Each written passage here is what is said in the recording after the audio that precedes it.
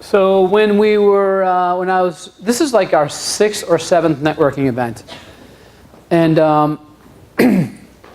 the whole idea of this event is number one, education, but number two is for you to meet people. And I know there's money in this room. I know there are deals in this room. The money comes a little bit harder because you really need to establish a relationship before anybody's going to tell you that they have money. But I can tell you this, I've had people after these events tell me that they've raised $500,000, $1 million. Carl Withers, is Carl in the room? He's fishing. Oh, he's fishing? Yeah. All right. Carl's fishing right now because he made so much freaking money in real estate, he can just go out and fish whenever he wants. But you'll meet him later. And he, at the last event, he raised $3.2 million in the room. So it's here, it's just a matter of getting it. So a lot of times we send out emails on networking and how to prepare for this event, which we did. Some people get them, some people don't. Sometimes we send out videos about how to network properly. And I thought, Nissan's been coming to a lot of different events. I see him raising capital. I see him meeting with a lot of people, creating groups. I thought, I'm going to get somebody that's actually down there on the floor on a regular basis networking and who does it very effectively, share what they do to make it so effective. Does that make sense?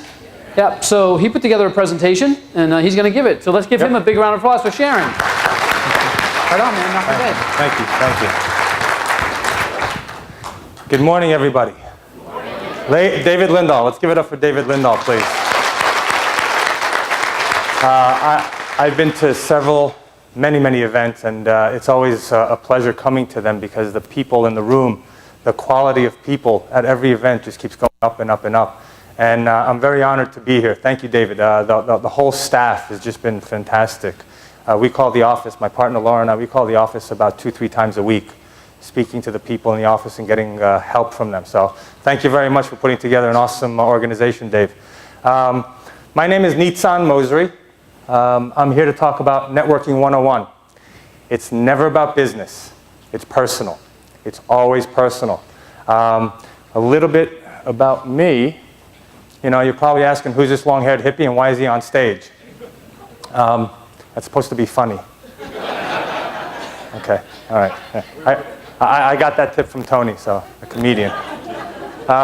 So who am I? A little brief story about who I am. First and foremost, I'm a family man. This is my family. My 2 daughters. Let me see if I can get this right here. Oh. The one kissing the camera is Amelia, and the one on my wife's back is Kaya. 5 and 7 years old, and that's my wife Agata. That picture was taken after we hiked up Vail in Colorado. My girls are avid hikers and adventure seekers. They love it. I met my wife while traveling. I was born and raised in New York City. Anybody from New York? Yeah. Hey, how you doing? How you doing? I was born and raised in New York. I was born in Brooklyn, a very exotic and beautiful place, as you can tell. My father always, he raised us to believe one thing. He said, son, there's 2 types of people in this world. Those that pay rent and those that collect. And you always want to collect. And that was the mentality that I grew up with. Owning real estate, being able to go out and purchase property and even have a piece of land, free and clear that nobody could ever take from you. Growing up, I studied at Pace University, Manhattan. Anybody know Pace from you New Yorkers? Yeah. It's a great business school. I'm 1 class shy of getting my college degree, accounting. So I never actually graduated, which is a good thing. When I was 18, after high school, I went to the Israeli army. I moved back to Israel. My family's from Israel. Whoops, what did I just do? I don't know, I pushed the wrong button. Okay. At the age of 18, I moved back to Israel. My family's from Israel. I went into the army. I was a paratrooper. I jumped out of perfectly good planes. The pilots would always laugh at us saying, yeah, we fly the planes, but why are you jumping out of them? It was a great experience because at that point I learned one of the most basic ideas. Find somebody that has done it already and step where they've stepped, and you'll get what they got. Our commanders always used to tell us, if I walk that path, you have to be behind me because I know where the landmines are. I know what's going on. If I tell you to duck, I know what I'm talking about because we see things that you don't see. We understand things.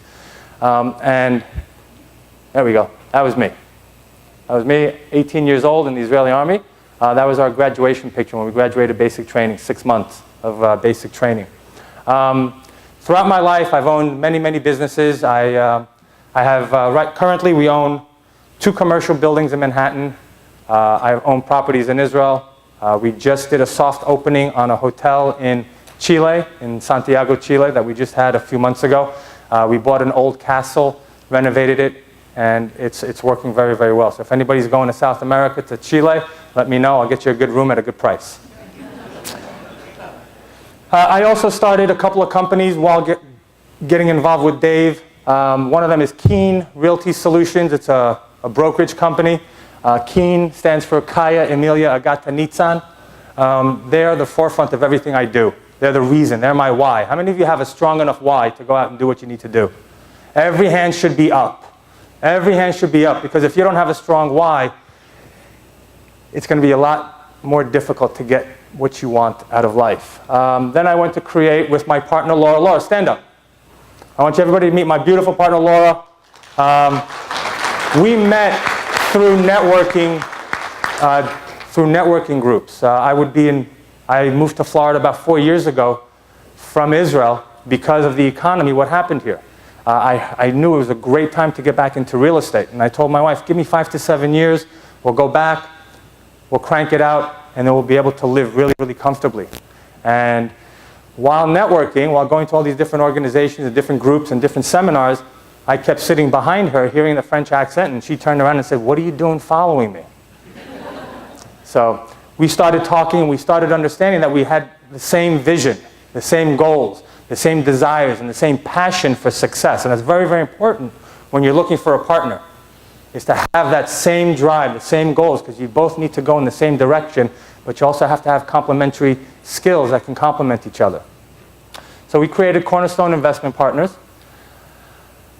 RE/MAX just came out with a commercial division. They went public, and they came out with a strictly commercial division, and I bought the first commercial division, the franchise in South Florida. My partner Abraham and I. We went out and we bought it because it's such a good funnel for opportunities to come. There's 90,000 agents worldwide. So you never know where your next opportunity is coming from or where your next investor is coming from. And then also, coming back to Florida about 4 years ago, I didn't know anybody. I didn't know the area. I had no friends. I still don't have friends, but that's besides the point. But I created a mastermind group because I understood. How many of us read Think and Grow Rich, Napoleon Hill? Okay, fantastic. And those that haven't read it, you must read it. It's a great book. It talks about how to actually think your way into success. So I needed to find out how I can get people to come to me rather than me going out and meeting everybody all the time. So I created the South Florida Mastermind Society, as we call it, SoFlo. We meet once a month. And it's a great, great group. We've got a lot of great people. There's actually a couple of people here that are members of the organization. So that's a little bit about me. As Dave said, I've traveled the world for about 8 years. I like to say that I was a hippie traveling the world. Now I'm a hippie conquering the world. Thanks to Dave and the systems that he's put together and that he's taught us. So what I'd like to talk today about is the importance of successful networking. Okay? What it can do for you. It can open doors and possibilities. I'm a living proof of the possibilities and the doors that have been opened. You never know who you're going to meet. Just to give you an example, I met my partner, my business partner, Laura, in a room just like this about 3 years ago. Through networking, I met my other partner, Abraham Wien, who his cousin, Albert Wien, if you can Google it, Albert Wien, American pioneer of syndication. He's actually considered the father of American syndication. Dave was talking about the Hemsleys with the Empire State Building. Well, they're the guys that have their picture on the front, but behind the scenes was Albert Wien. He was the guy that was actually doing the syndication for the Empire State Building. So it's very, very good. You never know who you're going to meet. And through Abraham, I've met the wealthiest Latin American living in America. I've met some of the wealthiest people living in America. We're not talking millionaires, we're talking billionaires. I've had lunch with them in the Miami River. Fantastic. So you never know who you're going to meet. Look around. Look to the person to the right of you. Look to the person to the left of you, behind you, in front of you. You never know who that person is. And don't judge them by the cover. Because a lot of people that are successful don't really have to show it because they know inside that they're successful. So don't judge people by the way they look. Get to know them. Remember, it's not about business, it's personal. It's all personal. The more people that get to know you and get to like you and see your vision and hear about your vision, and if it matches to them, they would be more than happy to come on board and help you succeed. All right, why do we network? Anybody, throw out an answer. Why are we here to network? What? Relationships. Anybody else? Make money. Right. My definition of why we're here is so we can grow our sphere of influence through others. Right? How many people here know me or have met me? Look at that. Everybody turn around. Look. Okay? Why is it so important? Because I only know X amount of people. But everybody has their own sphere of influence. So when I get in touch with someone and I build a relationship with them and I talk to them about personal issues, what happens then is I get involved in their sphere of influence. So now my network has just grown exponentially. Every one of you that raised your hand here, I am now able to go and to approach your warm market with you because I've built that relationship with you. So it's very, very important to network. Marcus Aurelius said, the true worth of a man is to be measured by the objects he pursues.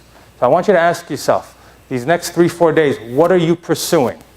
Are you pursuing business cards, or are you going to pursue relationships? Okay? It's all about relationships. It's not about how many business cards we can walk out of here, but how many business cards can we have that we actually spent time talking to people, getting to know them, getting to know their goals, their aspirations, their dreams. That's what we're here for. All right, so let's talk about how to network the room successfully. I want to talk about 3 things that we need to do to be able to network successfully. 1, inventory. 2 is setting goals. And the other one is creating strategic relationships. That's what I call strategic relationships. All right, inventory sheet. I want you to take out a blank piece of paper, write a line down the middle of it. On the left side or on the right side, doesn't matter, write my skills, talents, what I bring to the table. And then I want you to make a list. It doesn't have to be now. Go home, sit for 5 minutes, and really think about what am I bringing to the table? Do I have time? Some people don't have time, but they have contacts. Are you a good negotiator? Are you a broker that has fantastic opportunities that you're looking for investors? What is it that you bring to the table? Create your inventory list of what you have, all your skills, your talents, everything. And then on the other side, write my team.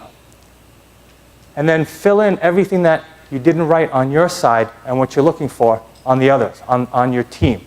Now you've got a list, you've got a sheet that's staring you in front of the face. Who are the people that I need to meet? Because we're in this room for the next 3 days and there's a lot of energy going on. People are talking, we haven't seen each other for a while, things have been busy, so you're reconnecting, you're regrouping, you're talking, you're meeting. But in the back of your mind, you always have to keep one thing in mind, that we're here for a specific reason, right? To grow our sphere of influence through others. But how do we know who to talk to? How are we going to create those strategic relationships? It's by having a list of things that you need to look for. So that's very, very important, the inventory sheet. And then let's talk about setting goals. Anybody can wish for riches, and most people do, but only a few know that a definite plan. What is a definite plan? That's setting goals. That's knowing what you need and where you're going to go and how long it's going to take you to get there. Plus a burning desire for wealth. You must have those 2 things. Are the only dependable means of accumulating wealth. And that was by Napoleon Hill, the gentleman who wrote Think and Grow Rich. So there's 2 things you need to accumulate wealth. A plan, a definite plan of goals.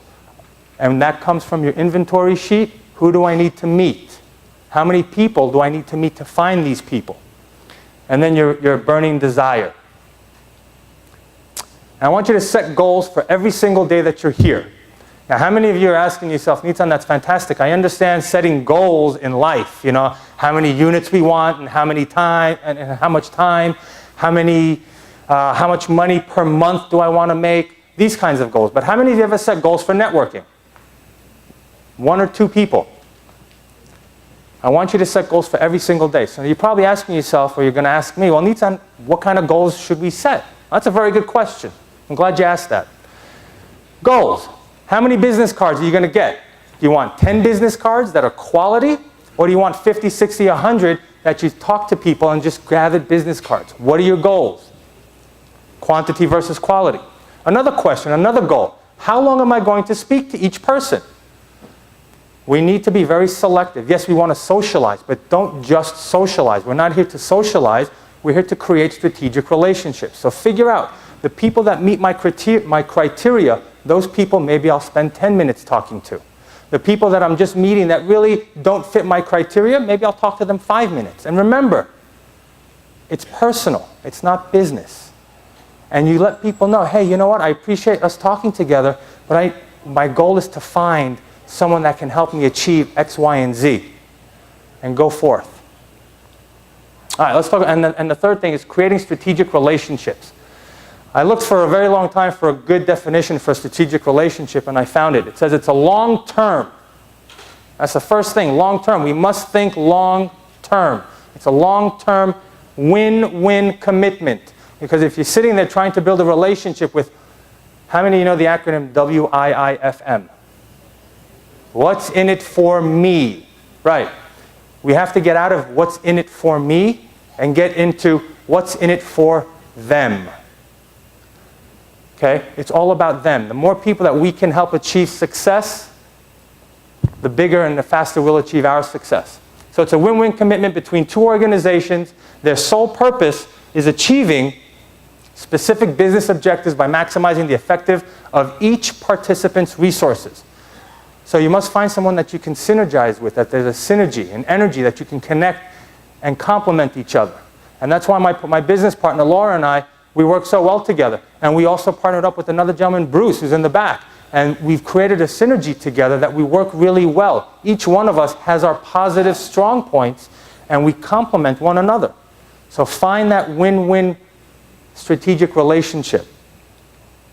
Now I'm going to give you about 7 tips on how to create strategic relationships. You know, you're probably asking yourself, well, you know, it's great, but we have 15 minutes in between speakers, in between Dave, in between what he's talking. How do we really go about to create these strategic relationships? Well, one, it's all about being smart and selective. How do you get to become smart and selective? That's from your inventory sheet. You go back to your inventory sheet and look at who do I need to meet and go out and meet those people. Tip number 2, don't just socialize. Yes, we're in New Orleans. It's fantastic. I love New Orleans. We were at my friend's restaurant. I have a good friend from New York. He opened up a restaurant. It's called the Three Muses. Yes, I'm plugging his restaurant. But it was great. We went there with a couple of people last night. Was it good, guys? Yes. It was awesome. The food is fantastic. Live music. Very, very great. Very, very good. But don't just socialize here. Strategic socialize. Find out. Let's talk to people. Let's create those relationships. Let's talk.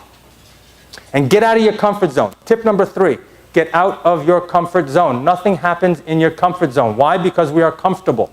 Who likes to sit on the sofa and just be comfortable? I like it. Many, many days I tell my wife, listen, you know, I had a bad day yesterday. I just need to veg out and just be in my little comfort zone. I got punched too many times by too many brokers, by too many people. So I need to just be comfortable. And nothing really happens on the days that I'm comfortable. You have to get out of it. You have to rock the boat. You have to make waves for yourself. Okay? It's all about getting out of that comfort zone and moving into an area of unknowing. Because in that space of unknowing, all possibilities can be created. You just have to pick which possibilities you want. And tip number 4, when networking, ask open-ended questions. Who, what, where, when, how. I'll give you an example of a closed-ended question. John, do you know anybody that wants to blah, blah, blah, blah, blah? That's a yes or a no answer. That's a closed-ended question. But I can go and I can say, hey, Marcy, who do you know that would be interested in fill in the blank? That's an open-ended question, because now she's thinking, well, who do I know? Who's going, you know? Open-ended questions. Very, very important, because that leads into a very strong dialogue. Tip number 5, take notes when speaking to people. I was talking to 2 people on the break, 2 new people that I'd met, and I want to show you the notes We all have business cards. Actually, I met with 3 people, excuse me. I met with Gianni and her brother Sean. And I wrote on the back, they're both from Egypt. My family is from Egypt as well. My last name, Mosri, is Egypt. It means Egypt in English. She has 2 boys, 1.5 years and 3 years. They're in New Jersey. She's a broker, commercial broker, works for an Israeli company. And we hit it off and we started talking. She explained to me what she's looking for, what we're looking for. And the next thing I did was invite them out to lunch. Because it's not business, it's personal. I want to get to know them. And I want them to get to know me, because if they like me and they trust me and I like and trust them, we can go out and do amazing things. Another lady I met, her name is Beth, with the tattoo that she just got her tattoo. Beth is from Davenport, Florida. She's new to real estate.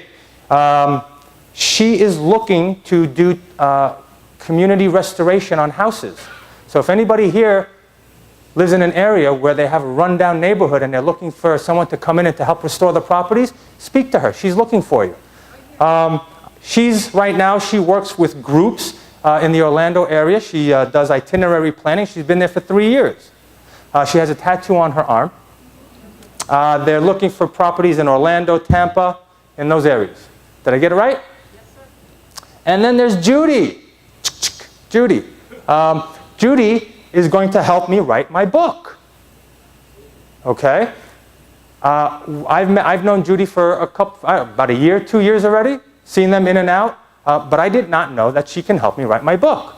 So taking notes. I'm going to go home now and I'm going to keep these notes.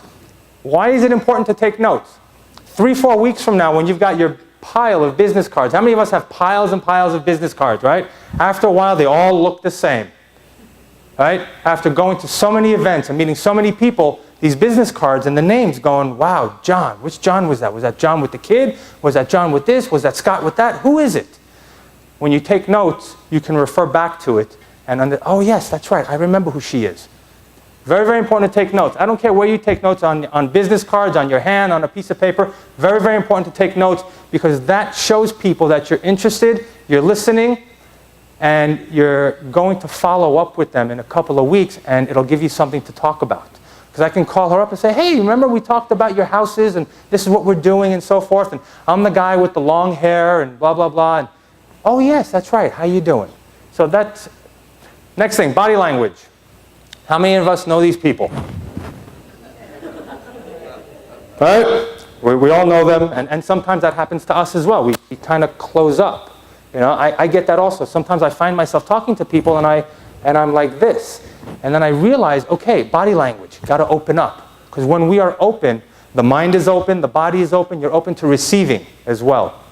Body language. When you're talking to someone, how many of you have ever seen a dog, you know, when you're talking to the dog and the ears go up and, right? Kind of be that dog, right? Tilt your head a little bit. It shows the person that you're genuinely interested in what they're saying, that you're paying attention. These little tiny things help build rapport and relationships. Stand to the right of someone.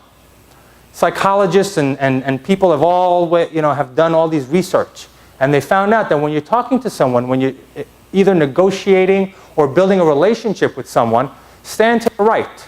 The right means success. It's forward. It's forward thinking. If you've ever seen on a chart, a success chart, the arrow never goes from the bottom right to the bottom left. It always goes from the bottom left to the bottom right, to the top right. It's embedded in our minds.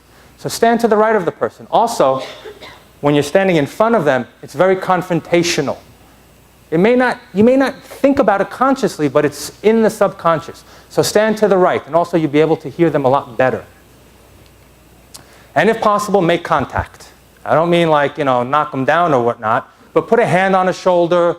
When you're shaking someone's hand, grab them. It's very, very important. The hands in the holistic field, just so you know, I'm also a naturopath. I'm a Reiki master, Shiatsu master, reflexology master. I traveled the world for 8 years. I was fortunate enough to meet the Dalai Lama, have dinner with him, and spend 10 days meditating with him in silence in Dharamsala in India.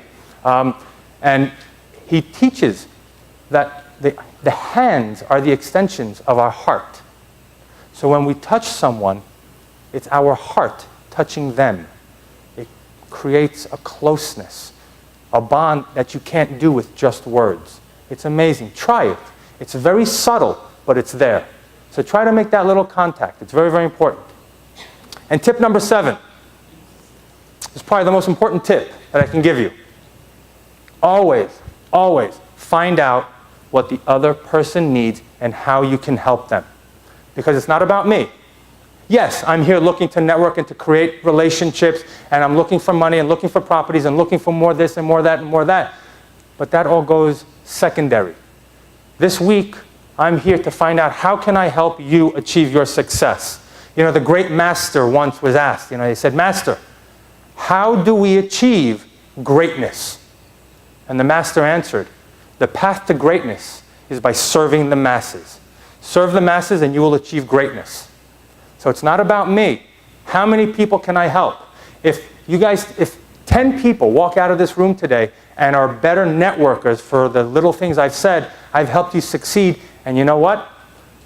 Down the road, you're going to help me somehow. I don't know how, I don't care when. My goal is to help you achieve your goal. It's always about them. Make it about them. My friend in the restaurant business, he told me once, I said, "Danny, why don't you create a gourmet restaurant? You're a gourmet chef. You've cooked with some of the best." He goes, "Let me tell you something, Nitzan." He goes, "There's a saying in the restaurant business. Serve the rich, serve the classes, eat with the masses. Serve the masses, eat with the classes." When you serve food to everyone, to the people that can afford it and make it good, you will be able then to dine yourself with the wealthy people because you are helping the masses, you're serving the masses. Very, very important. Find out what you can do for other people. That goes back to the inventory list. What do I bring to the table?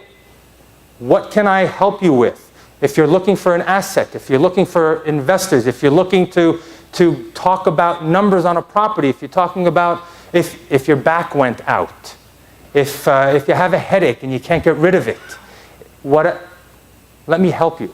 Because this is what I bring to the table. Let me try to help you.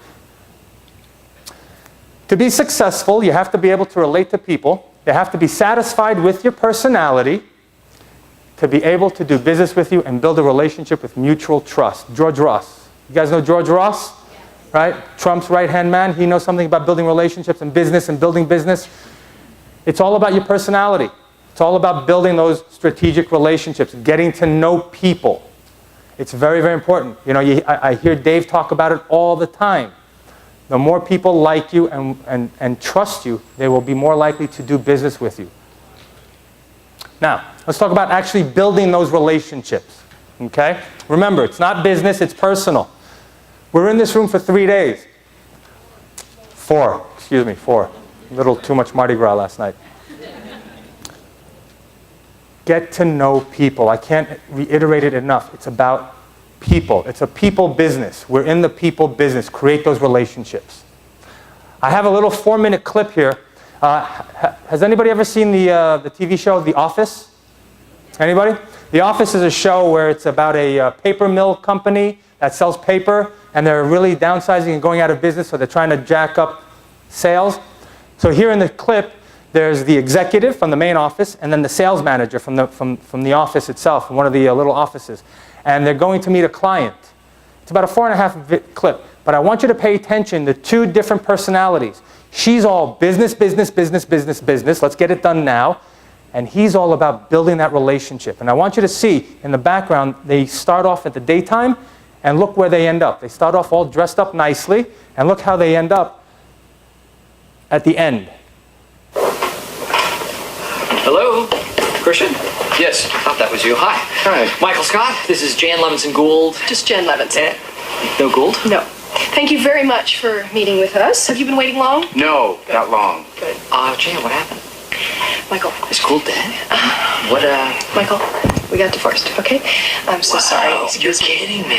You You want say? to talk about it? Michael, could we have a table for 3, please? When did this happen? We're in a meeting. Okay. Let's wait, please. All right. After you. Thank you.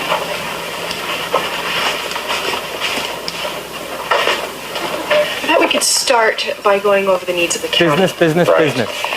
Well, Lackawanna County has not been immune to the slow economic growth over the past 5 years. So for us, the name of the game is budget reduction. Awesome Blossom. What? I think we should share an Awesome Blossom. What do you say? They are awesome.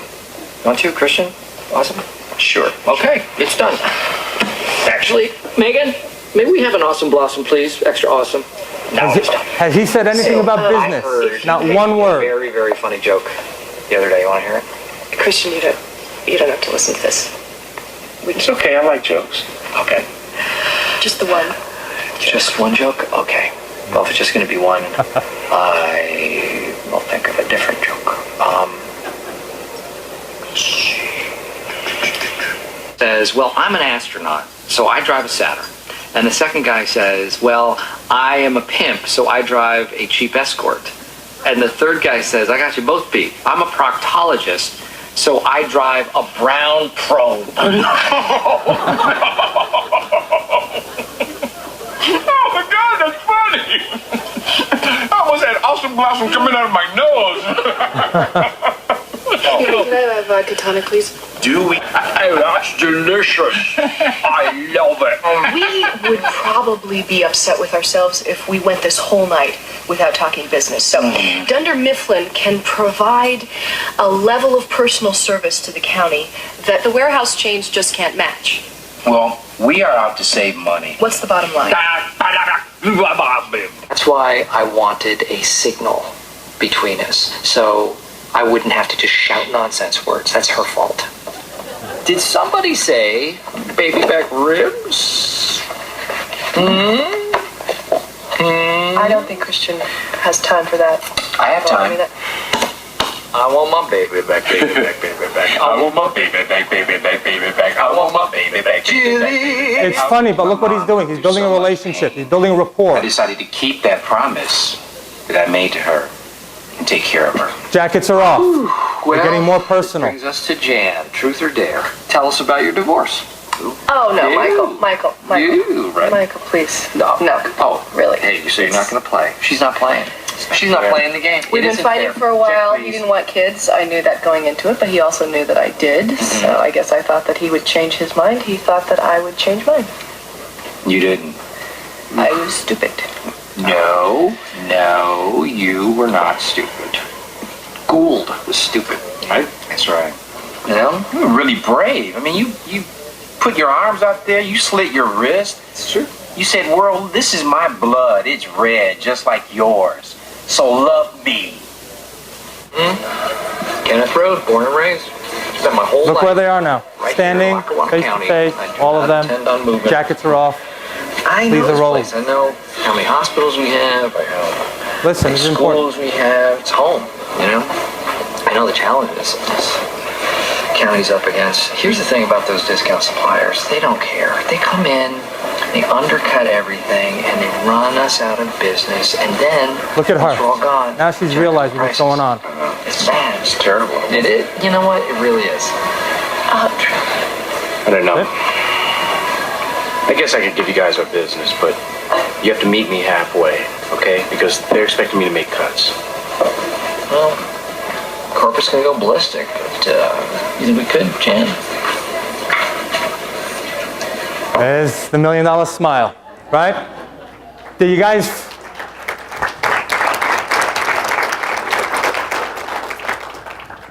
Do you understand the importance of building a relationship? Did he ask for his business? Did Steve Carell, did he ask for money? Did he ask? Every time she would start up with business, he would shut her down. It's not about business. It's personal. Always make it personal. Why? Because when you hit home and you make yourself real, down to earth, that's when people want to get involved with you. Okay? Now, again, how do we build these relationships? You're going to say to yourself, anytime, that's fantastic, but how do we go about doing it at such a short period of time? Another great question, thank you for asking. And this is how we do it. We talk about things. We start conversations. What are we going to talk about?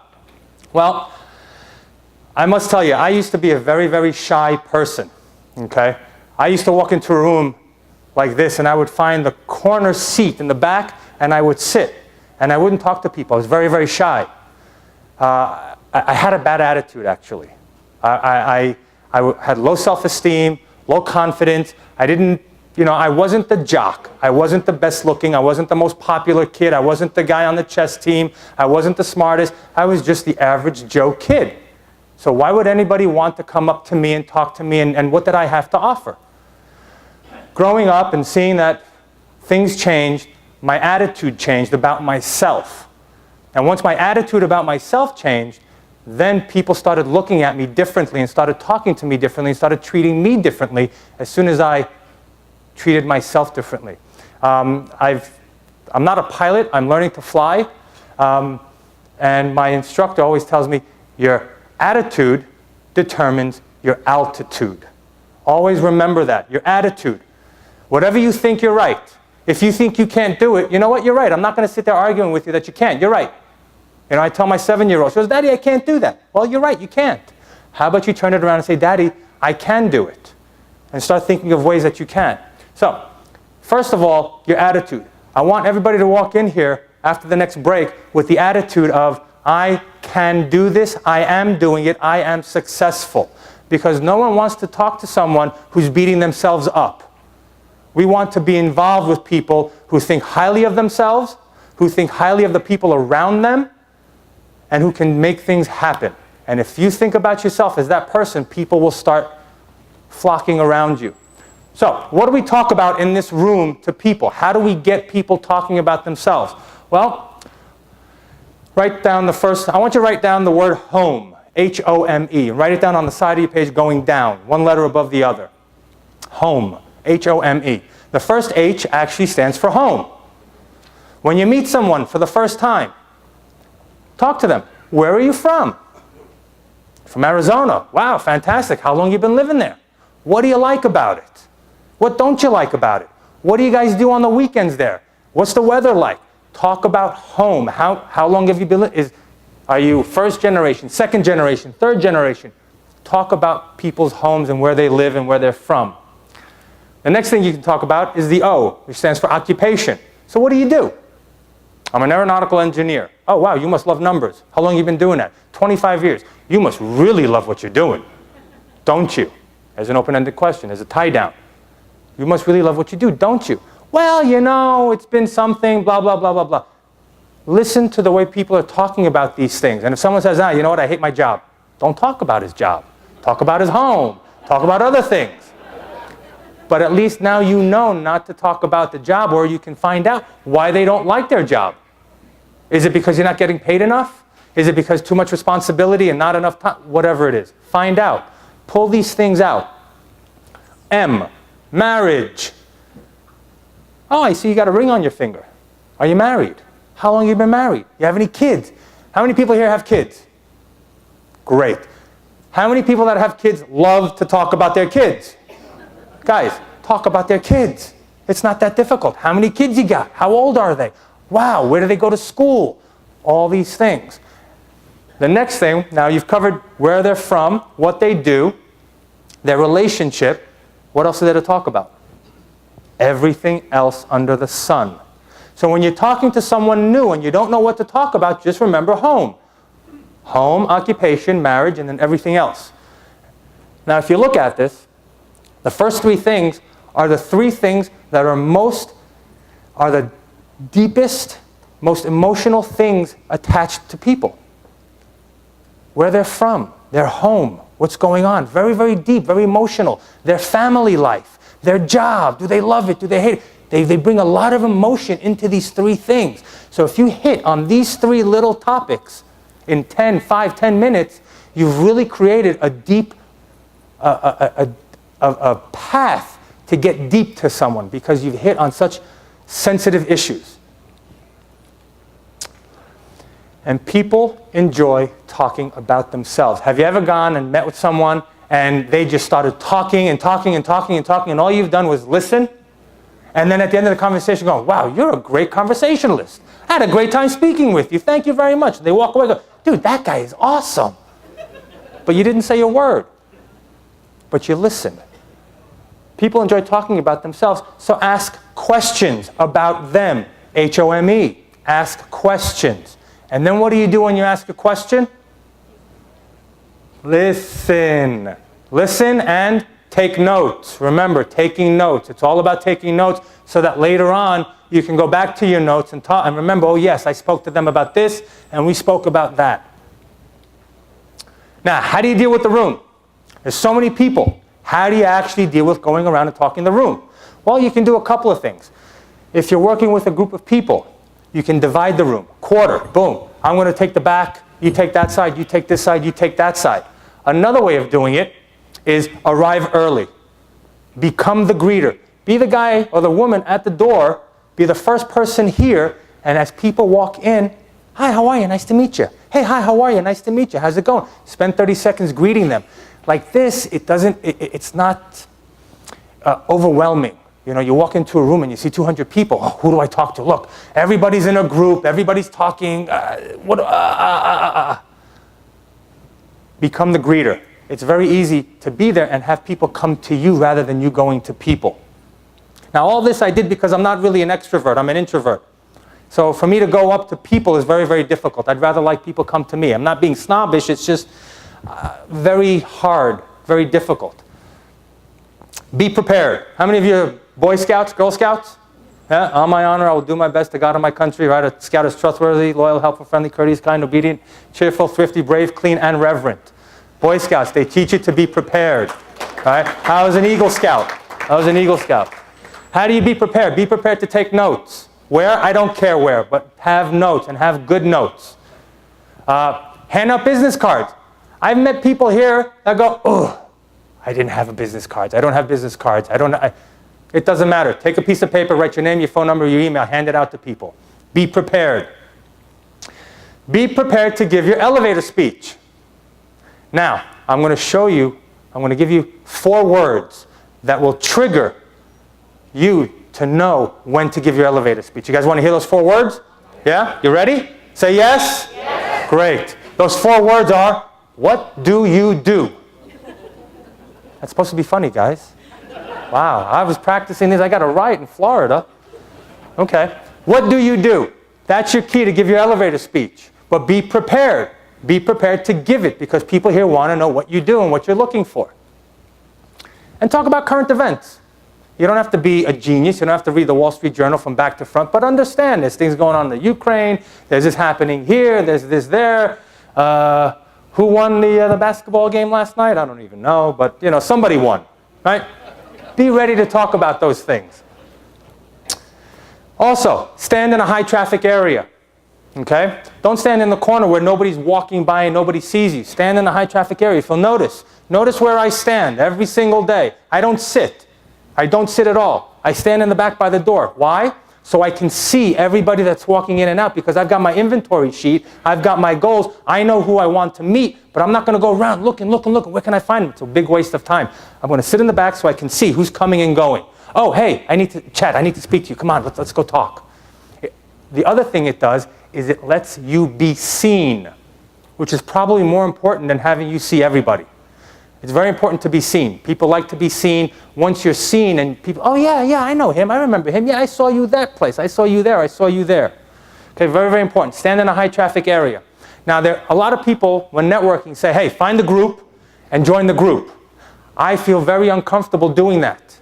It's very hard for me to go up to a group that's already in a heated conversation and just stand there and wait for them to talk to me. So what I do is I search out the lone wolf. Because there's always a group of people, there's always in a group of people like this, there's always a couple of people that haven't gotten up and spoken to people yet. They're a little bit shy. It's that lone wolf, that one person. I go to them. Hey, hi, how are you? Nitzan Mosley, what's your name? And I go into the home.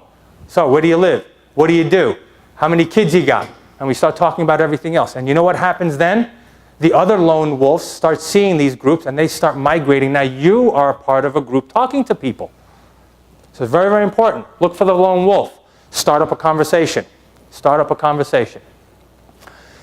Now, networking doesn't stop when you leave the room. It just begins. And what do I mean by that? Here we have a limited amount of time to really get to know people. But once you find that person on your inventory list and you want to create a strategic relationship with 1, 2, 3, 4, 5 people, take them out to lunch, invite them out to dinner. Gigi, what did I say? Did I not ask you out to lunch today? Right? Said, hey, let's talk more, right? Let's get to know each other. We'll do lunch. Take people out to lunch. Take people out to dinner. Walk Bourbon Street together. Build a rapport. Build a commonality. Find out what they're looking for, what their needs are, and how you can assist them. Connect through social media. Okay? After events like this, I'll go home. LinkedIn, I'll find all the people that I met on LinkedIn, Facebook, all these social medias. It's great. Jeff, we see each other on Facebook all the time. And then we talk, hey, we see each other, how are your kids? How's this going? How's that going? Social media is fantastic. Now, I suggest if you have a Facebook page to try and create a business page. Facebook is personal, friends, family, blah, blah, blah. Not always our friends want to know exactly what we're doing 24 hours a day in our business. So create a business page and network through that business page. And then follow up. Follow up, follow up, follow up, follow up. It's the key to success. I'm sure everybody here that's done a deal, it doesn't matter if it's single family, duplex, triplex, multifamilies, how many times if after following up with the broker, hey, has it closed? Did it fall through? I know that I've gotten many, many properties after following up with a broker 4 or 5 times. And after the 5th time of following up, they said, yeah, you know what? It fell through. They couldn't perform, yada, yada, yada. I got it. Follow up. It keeps you in touch with people because people leave and they forget. So follow up. Keep yourself in front of them. This is a saying that I came up with, and I have a sign on my door in my office. Money comes easy if you do the hard thing. Is build relationships. It's all about building relationships. You can make more friends in 2 months by becoming interested in other people than you can in 2 years by trying to get other people interested in you. Dale Carnegie. Anybody ever Dale Carnegie? He wrote the book, How to Win Friends and Influence People. It's all about them. Find out what they need. I'm sounding like a broken record, but it's so true. Once you get past that little thing of building that relationship and finding out what's in it for them, the doors are open. Maya Angelou said, I've learned that people will forget what you said, people will forget what you did, but people will never forget how you made them feel. It's very, very important how you make people feel. And I hope that in the last 30 minutes I've made you feel good, I've given you some value. Maybe a couple, one nugget that you walk out of here and maybe you'll use something. I hope I made you feel good. I tried to make you laugh. I don't know if I was truly successful. I tried. I'm going to take tips from Tony later on doing a better job. But I thank you very much. I hope you've gotten a little bit out of it. Thank you. Thank you. I want to bring up Dave Lindahl. Let's give Dave a hand, for doing all this. Thank you very much, Dave. Very good. Thank you. Excellent. I appreciate it. So that's pretty good for a phone call a couple days ago, huh? Hey, that was an opportunity, and he jumped right through the window.